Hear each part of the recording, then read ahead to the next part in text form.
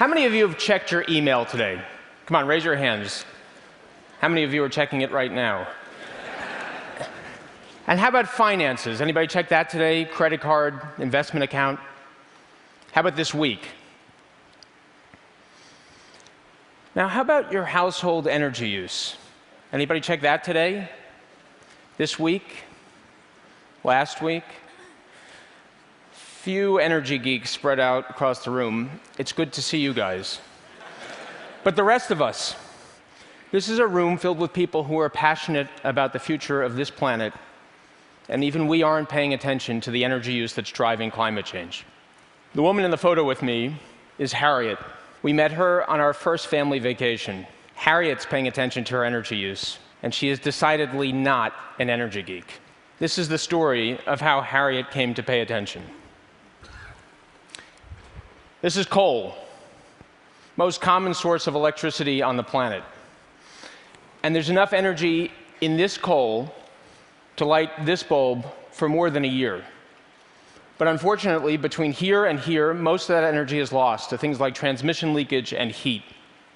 In fact, only 10% ends up as light. So this coal will last a little bit more than a month. If you wanted to light this bulb for a year, you'd need this much coal. The bad news here is that for every unit of energy we use, we waste 9. That means there's good news, because for every unit of energy we save the other 9. So the question is, how can we get the people in this room and across the globe to start paying attention to the energy we're using and start wasting less of it?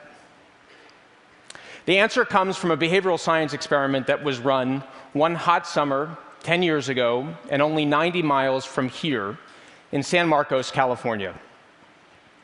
Graduate students put signs on every door in a neighborhood asking people to turn off their air conditioning and turn on their fans.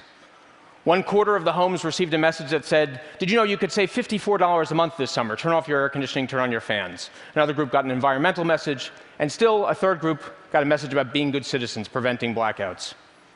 Most people guessed that money-saving message worked best of all. In fact, none of these messages worked. They had zero impact on energy consumption. It was as if the grad students hadn't shown up at all. But there was a fourth message. And this message simply said, when surveyed, 77% of your neighbors said that they turn off their air conditioning and turn on their fans. Please join them, turn off your air conditioning and turn on your fans. And wouldn't you know it, they did. The people who received this message showed a marked decrease in energy consumption simply by being told what their neighbors were doing. So what does this tell us? Well, if something is inconvenient, even if we believe in it, moral suasion, financial incentives don't do much to move us. But social pressure, that's powerful stuff. And harnessed correctly, it can be a powerful force for good. In fact, it already is. Inspired by this insight, my friend Dan Yates and I started a company called O-Power. We built software and partnered with utility companies who wanted to help their customers save energy. We deliver personalized home energy reports that show people how their consumption compares to their neighbors in similar-sized homes. Just like those effective door hangers, we have people comparing themselves to their neighbors. And then we give everyone targeted recommendations to help them save. We started with paper, we moved to a mobile application, web, and now even a controllable thermostat.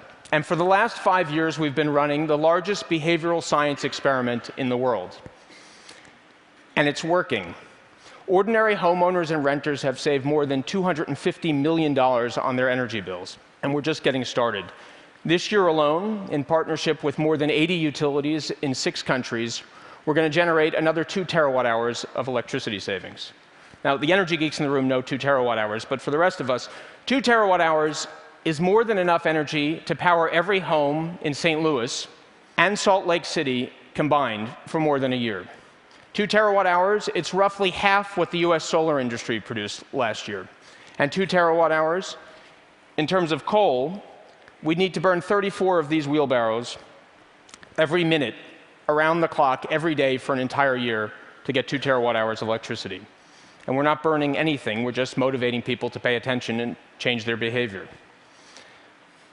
But we're just one company, and this is just scratching the surface.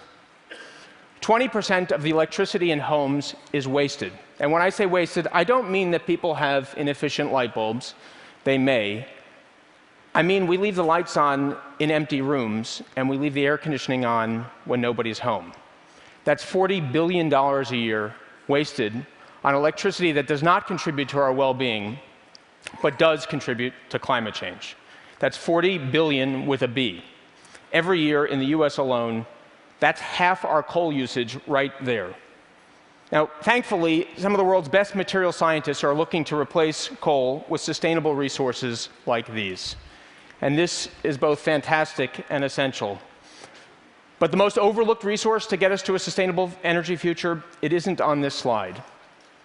It's in this room. It's you, and it's me. And we can harness this resource with no new material science, simply by applying behavioral science. We can do it today, we know it works, and it will save us money right away. So what are we waiting for? Well, in most places, utility regulation hasn't changed much since Thomas Edison. Utilities are still rewarded when their customers waste energy.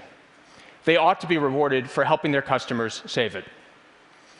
But this story is much more than about household energy use. Take a look at the Prius. It's efficient not only because Toyota invested in material science, but because they invested in behavioral science. The dashboard that shows drivers how much energy they're saving in real time makes former speed demons drive more like cautious grandmothers. Which brings us back to Harriet. We met her on our first family vacation. She came over to meet my young daughter, and she was tickled to learn that my daughter's name is also Harriet. She asked me what I did for a living, and I told her I work with utilities to help people save energy.